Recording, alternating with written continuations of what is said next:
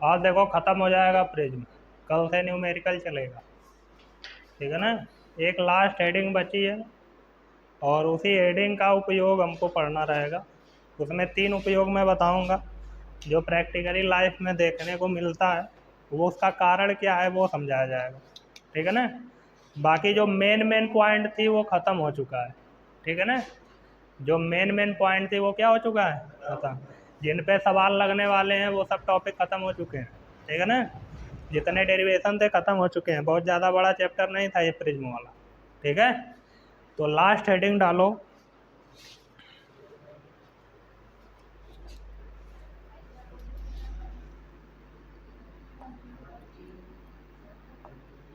सूर्य के प्रकाश का प्रकीर्णन,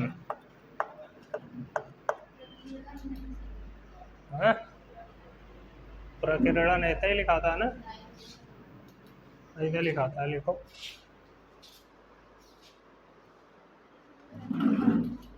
अच्छा, मात्रा खाली गड़बड़ है बस।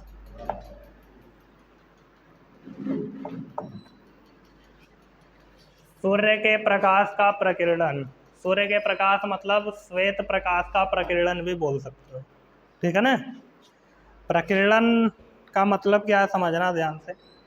प्रकीर्णन का मतलब है कि कोई चीज़ एक डायरेक्शन में चल रही है, ठीक है ना। अब कोई ऐसी चीज़ आए उसके रास्ते में जो उसको अनेक दिशाओं में, भिन्न भिन्न दिशाओं में परिवर्तित कर दे, भिन्न भिन्न दिशाओं में भेज दे, तो उसे क्या बोलेंगे, प्रकीर्णन। अब हमको सूर्य के प्रकाश का प्रकीर्णन पढ़ना है, तो सूर्य का प्रकाश आएगा, रास्ते में किसी से टकराएगा और टकरा के भिन्न भिन्न दिशाओं में क्या हो जाएगा, विकरित हो जाएगा, छिटक जाएगा, ठीक है ना। तो वही घटना क्या कहलाएगी, प्रकीर्णन। अब ऐसा कब होता है, तो ऐसा हमेशा ही होता रहता है। जब भी सूर्य से प्रकाश की किरणें चलती हैं तो उनका रास्ते में प्रकीर्णन होता है। अगर ये घटना होना बंद हो जाए तो ये जो गर्मी पड़ रही है ना, इसका 10 गुना का कई हजार गुना गर्मी पड़ेगी, ठीक है ना। तो सूर्य की प्रकाश किरणें डायरेक्ट पृथ्वी पे आएंगी ना, लेकिन बीच में उनका क्या होता है, प्रकीर्णन। केवल प्रकीर्णन नहीं होता है, और भी बहुत सारी चीज़ें होती हैं, लेकिन हमको केवल यहाँ पे क्या समझना है, प्रकीर्णन। जैसे मान लो ये प्रकाश की किरणें हैं, ऐसे चल रही हैं, ये सूर्य के प्रकाश की किरणें हैं, सूर्य से निकल रही हैं और ऐसे सीधे चल रही हैं। जरूरी नहीं है कि समांतर ही चलें, इसमें तिरछी भी प्रकाश की किरणें हो सकती हैं, ठीक है ना। ऐसे प्रकाश की किरणें आ रही हैं, ये सब क्या है, प्रकाश की किरणें। ये सब क्या है, प्रकाश की किरणें। जब ये प्रकाश की किरणें सूर्य से चलती हैं और पृथ्वी के वायुमंडल में पहुंचती हैं, कहाँ पहुंचती हैं, पृथ्वी के वायुमंडल में, ठीक है ना। ये मान लेते हैं ये पृथ्वी का वायुमंडल है, ऐसा कुछ, ये क्या है, पृथ्वी का वायुमंडल, कुछ होगा किसी टाइप का, ठीक है ना। तो जब ये प्रकाश की किरणें पृथ्वी के वायुमंडल में पहुंचेंगी तो पृथ्वी के वायुमंडल में बहुत सारी अशुद्धियां होती हैं, धूल के कण होते हैं, होते हैं कि नहीं, बहुत सारे अणु होते हैं ना। तो ऐसे पृथ्वी के वायुमंडल में ढेर सारे ऐसे अशुद्धियां फैली हुई हैं, है कि नहीं, धूल के कण बोल सकते हो। ऐसे ढेर सारे होंगे कि नहीं, बहुत सारे होते हैं, अनगिनत होते हैं। समझ में आई बात। ये क्या है, पृथ्वी का वायुमंडल, ठीक है ना। ये चीज़ क्या है, पृथ्वी का वायुमंडल। इसमें ढेर सारी क्या हैं, अशुद्धियां हैं, धूल के कण हैं, बहुत सारी चीज़ें हैं इसमें, ठीक है ना। तो जब ये प्रकाश की किरणें आती हैं पृथ्वी के वायुमंडल में, ये सभी प्रकाश की किरणें जब इस वायुमंडल में प्रवेश करेंगी, ठीक है ना, तो क्या होगा, ये सभी अशुद्धियों से टकराएंगी, सभी अशुद्धियों से क्या होंगी, टकराएंगी। और ये अशुद्धियाँ क्या करती हैं, ये धूल के कण क्या करते हैं, इन प्रकाश की किरणों को अवशोषित कर लेते हैं। आगे तुम लोगों को पढ़ाया जाएगा फोटान के बारे में, तो वहाँ पे बताया जाएगा कि जब प्रकाश चलता है तो ऊर्जा के छोटे छोटे पैकेटों के रूप में चलता है, जिसे फोटान कहते हैं, जिसे क्या कहते हैं, फोटान।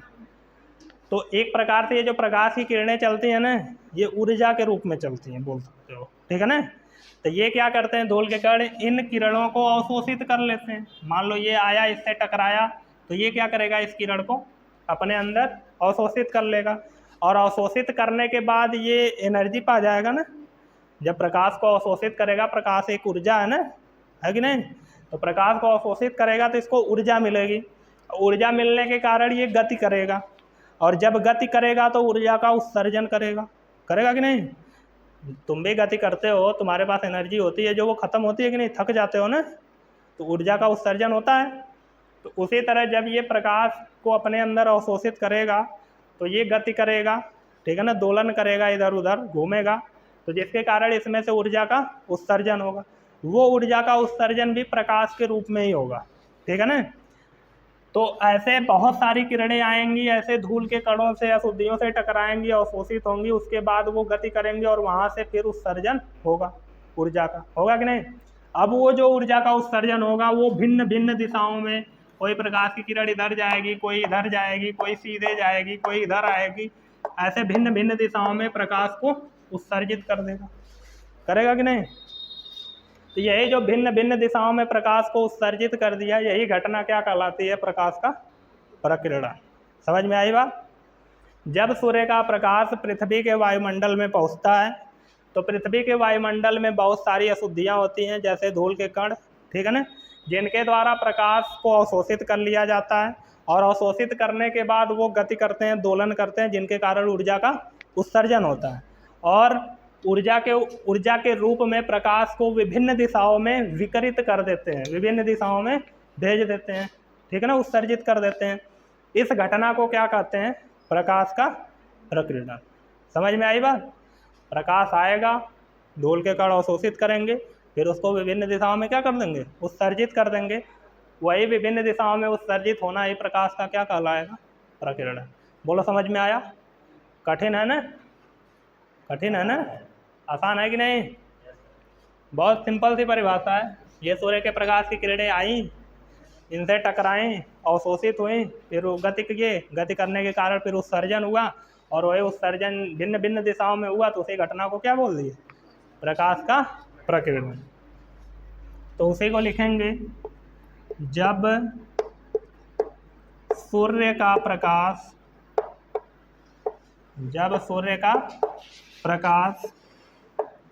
पृथ्वी के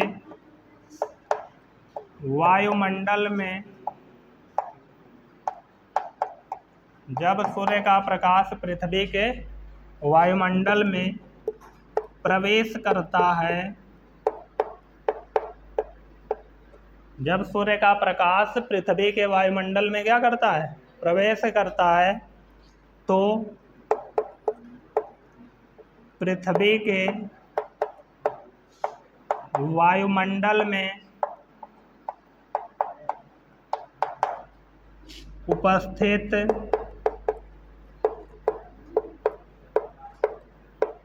अशुद्धियों जैसे धूल के कण, ठीक है ना,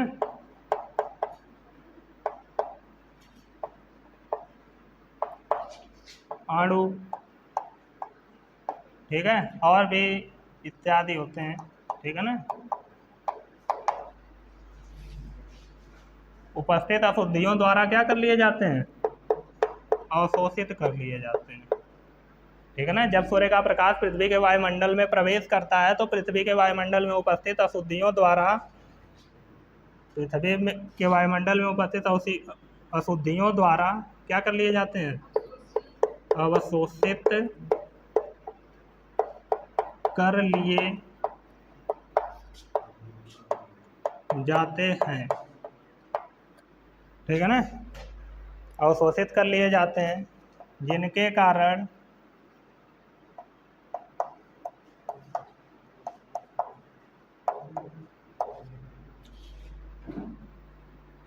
वायुमंडल में उपस्थित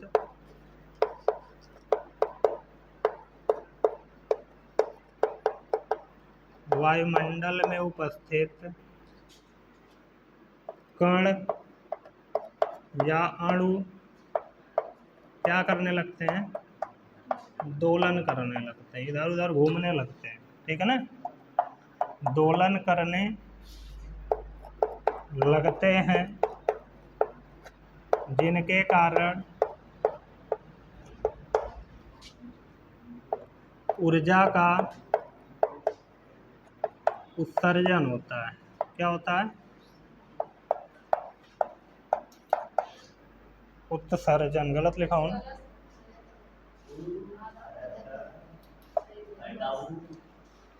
ऊर्जा का उत्सर्जन अर्थात प्रकाश का उत्सर्जन बोल सकते हैं, ठीक है ना, जिनके कारण ऊर्जा का उत्सर्जन या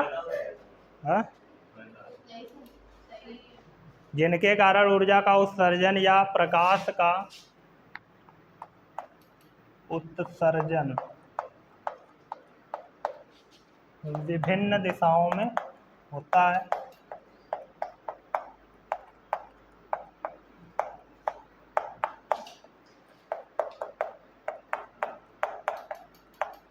ठीक है ना, विभिन्न दिशाओं में होता है।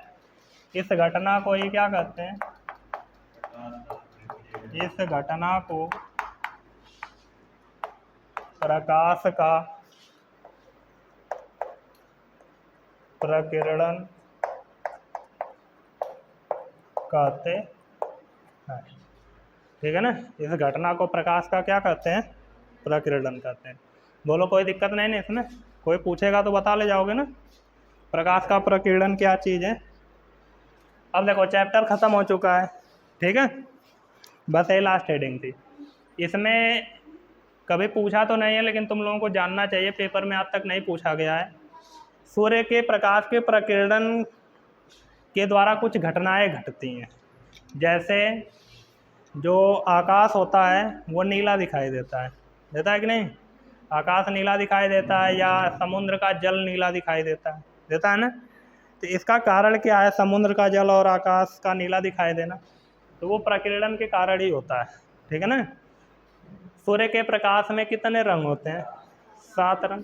सूर्य के प्रकाश में कितने रंग होते हैं, अब देखो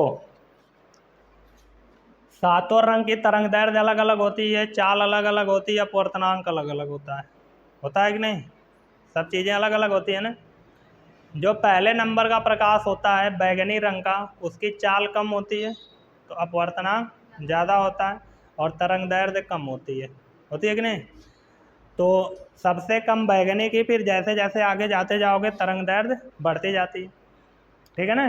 तो उन घटनाओं को पढ़ने से पहले एक रैले थे, ठीक है ना, उन्होंने एक प्रमेय दिया था ये प्रकीर्णन को देखते हुए, अभी को याद आया, उसको भी बता देते हैं, ठीक है। लॉर्ड रैले का नियम, इन्होंने प्रैक्टिकल किया, जब ये प्रकाश का प्रकीर्णन देखें तो इसके आधार पे उन्होंने कुछ प्रयोग किया, और उससे जो निष्कर्ष निकला उन्होंने उसको डायरेक्ट बताया, और वो डायरेक्ट लिखा हुआ बुक में मिलेगा भी, ठीक है ना। कैसे कैसे प्रयोग किया था ये सब चीज़ें नहीं दिया है, समझ में आई बात। बस इसको देखते हुए जब उन्होंने प्रैक्टिकल किया तो क्या निष्कर्ष निकला, वो निष्कर्ष इन्होंने बताया था। निष्कर्ष ये निकला कि जब ये प्रकाश जाके इन अशुद्धियों से टकराता है, तो टकराने के बाद प्रकीर्णन के बाद जो प्रकाश उत्सर्जित होता है, जो प्रकाश बाहर निकलता है, ठीक है ना, उसकी जो तरंगदैर्घ्य होती है, उसकी जो तरंगदैर्घ्य होती है वो उस प्रकाश की तीव्रता के चतुर्थ घात की व्युत्क्रमानुपाती होती है। जो यहाँ से उत्सर्जित ये सब प्रकाश दिख रहे हैं ना, इनकी तीव्रता इन्हीं के तरंगदैर्घ्य के चतुर्थ घात के व्युत्क्रमानुपाती होती है। मैं लिख देता हूँ, इस नियम के अनुसार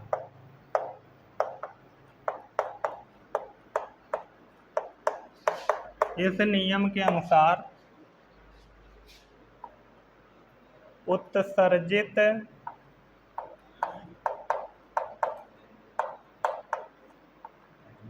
प्रकाश की तीव्रता, उत्सर्जित प्रकाश की तीव्रता, ये जो तीव्रता है इसको आई से यहाँ प्रदर्शित करेंगे।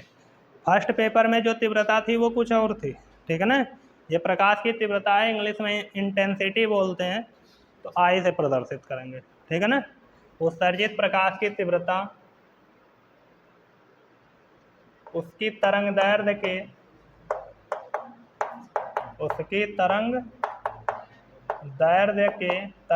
को लैम्डा से प्रदर्शित करते हैं।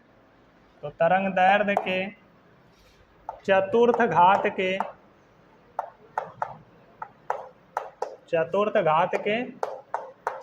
व्युत क्रमानुपाती होती है। हाँ, व्युत क्रमानुपाती होती है। अर्थात हम कह सकते हैं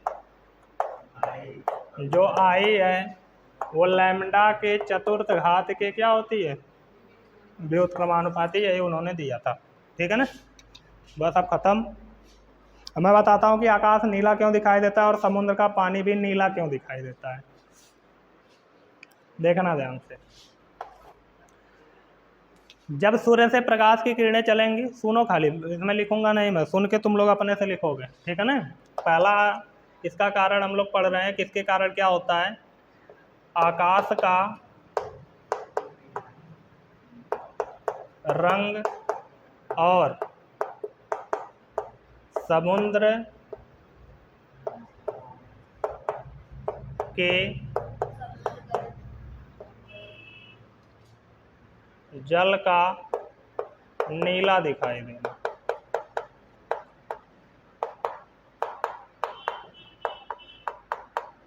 ठीक है ना, ये पहली घटना है। ऐसा क्यों होता है समझो ध्यान से। जब सूर्य से प्रकाश की किरणें चलती हैं, ठीक है ना, इधर कहीं सूर्य है, ठीक है, तो जब यहाँ से प्रकाश की किरणें चलेंगी, ये श्वेत प्रकाश है। ये कौन सा प्रकाश है, तो ये श्वेत प्रकाश कितने रंग से मिलके बना है, 7 रंग से मिलके बना है। तो उन 7 रंग में जो शुरू के 3 रंग हैं, ठीक है ना, टोटल 7 रंग होते हैं, ठीक है, मैं लिख देता हूँ, बैगनी, जामुनी, नीला, हरा, पीला, नारंगी और लाल।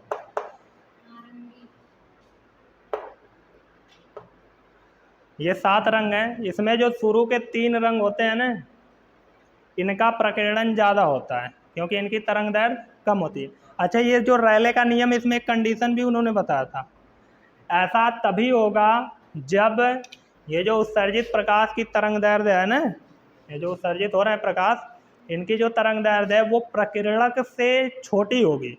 जिससे टकरा रहा है प्रकाश जाके, वो प्रकीर्णक का काम करेगा ना, जो धूल के कण है, तो उनके आकार से इनकी तरंग दैर्ध्य क्या होनी चाहिए, छोटी होनी चाहिए। इसमें कंडीशन है, ठीक है ना।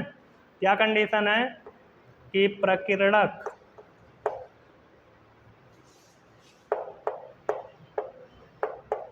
का आकार तरंग दैर्ध्य से क्या होना चाहिए, तरंग दैर्ध्य से छोटा होना चाहिए।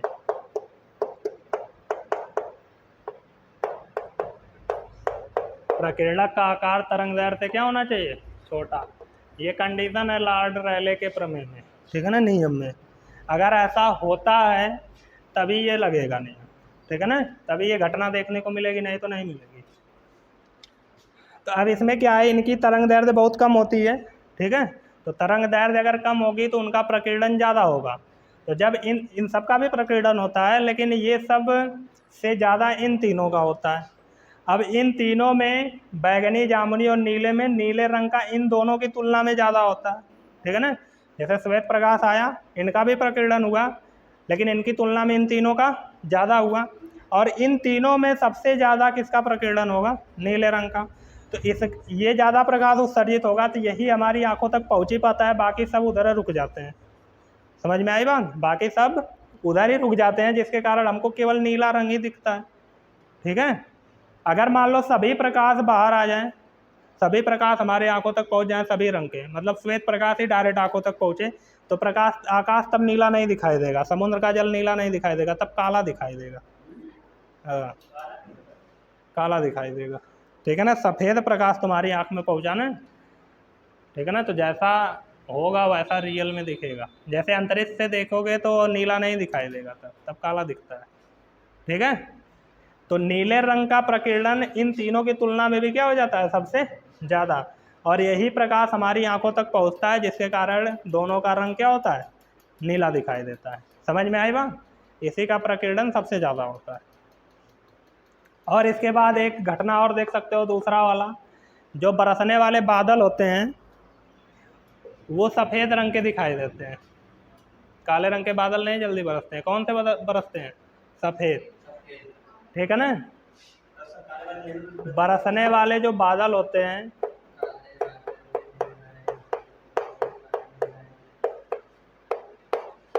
बरसने वाले बादलों का सफ़ेद दिखना, कैसा दिखना, इसका भी कारण प्रकीर्णन ही है। ये रैले का नियम देख रहे हो ना, इसमें बताया गया है कि प्रकीर्णक जो होगा वो तरंगदैर्ध्य के आकार से क्या होना चाहिए, छोटा। अब जब जो बरसने वाले बादल होते हैं उसमें पानी की बूंदें होती है कि नहीं, तो जब ये प्रकाश जाके उन बूंदों से टकराता है तो बूंदों का आकार प्रकीर्णित प्रकाश की तरंगदैर्ध्य की तुलना में ज़्यादा होता है। इसमें कंडीशन क्या है, ये घटना कब देखने को मिलेगी, जब प्रकीर्णक का आकार तरंगदैर्ध्य से छोटा होगा। लेकिन यहाँ पे क्या होता है, जो बारिश की बूंदें होती हैं इतना, ये मान लो कोई बारिश की बूंद है, तो यहाँ से जो प्रकाश उत्सर्जित होगा ये तरंग के रूप में चलेगा। इसकी ये जो तरंगदैर्ध्य है ना, इसके आकार से क्या हो जाती है, छोटी हो जाती है।